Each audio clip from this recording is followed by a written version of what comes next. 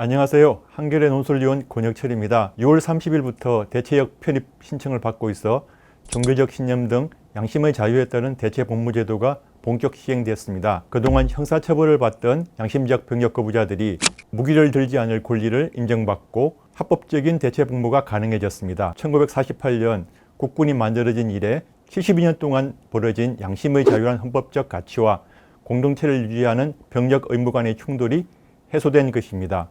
먼저 생소한 대체역이란 말부터 알아보겠습니다. 대체역은 2년 전 헌법재판소가 대체 복무를 규정하지 않는 병역법에 대해 헌법 불합치 결정을 내리고 이후 병역법이 개정되면서 새롭게 만들어진 복무 형태입니다. 대체역이 신설되기 전에는 병역법이 병역의 종류로 현역, 예비역, 보충역, 병역준비역, 전시근로역 등 5가지만 규정해 놓고 있어 기타 대체 복무는 불가능했습니다. 대체역이 신설됐지만 징병제를 실시하는 우리 현실에서 양심적 병역 거부자를 둘러싼 논란이 여전히 뜨겁습니다. 특히 군대에 가야 하는 젊은 남성, 이념 성향상 보수에 해당되는 분들은 부정적 의견이 여전히 강합니다. 관련 내용을 문답식으로 풀어보겠습니다.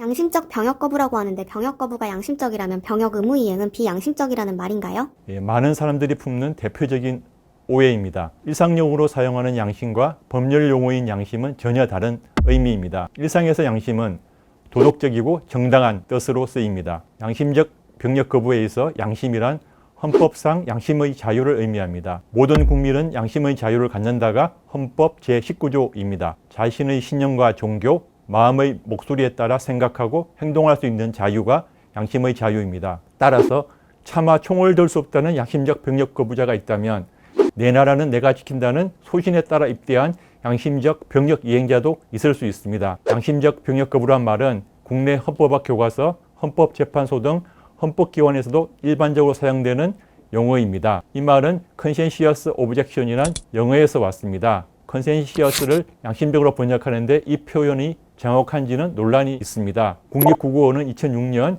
정확하지 않다는 입장을 발표한 바 있습니다. 국어원은 당시 영혼을 직역한 양심적이라는 표현은 양심의 일상적인 의미와 잘 맞지 않는다. 병역 의무를 수행하는 것이 비양심적이라고 할 수 없다. 신념에 따른 병역 거부 등이 더 정확하다라고 밝힌 바 있습니다. 결론적으로 대체역 복무가 신설됐다고 해서 병역 거부가 양심적이고 병역 의무를 이행하는 것이 비양심적인 것은 전혀 아닙니다. 양심의 자유에 따른 대체 복무라고 복잡하게 이야기해도 결국 병역 기피 아닌가요? 예, 당연히 병역 기피는 불법입니다. 병역법 88조 1항에선 입영 통지를 받고 정당한 사유 없이 입영하지 않으면 3년 이하 징역으로 처벌하도록 규정하고 있습니다. 대법원 판례를 보면 2018년 11월까지는 양심의 자유에 따른 병역 거부를 병역법의 정당한 사유로 보지 않았습니다. 병역 기피를 보고 실형을 선고했습니다. 또 입대 뒤 총을 들기를 거부하면 군 형법상 항명죄로 처벌했습니다. 대법원은 2018년 11월 양심적 병역 거부는 정당한 사유에 해당된다면서 이제까지의 판례를 변경했습니다.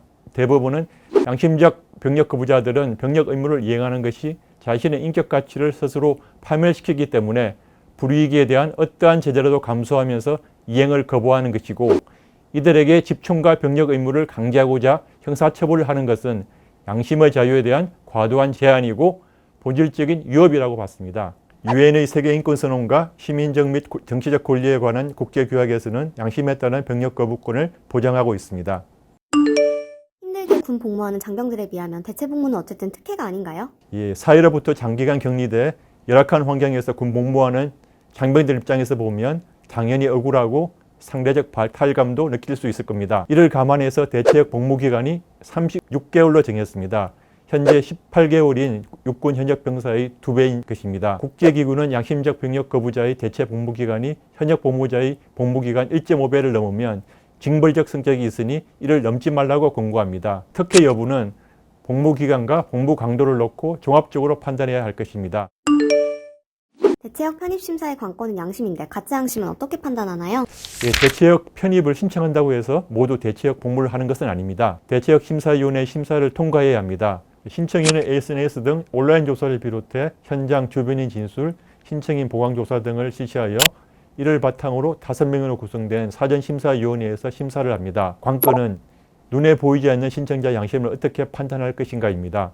구체적인 심의 기준은 아직 확정되지 않았습니다. 국가인권위원회, 국방부 등 6개 기관에서 추천한 심사위원들이 외국 사례, 전문가 의견 등을 바탕으로 심의 기준을 정할 예정입니다.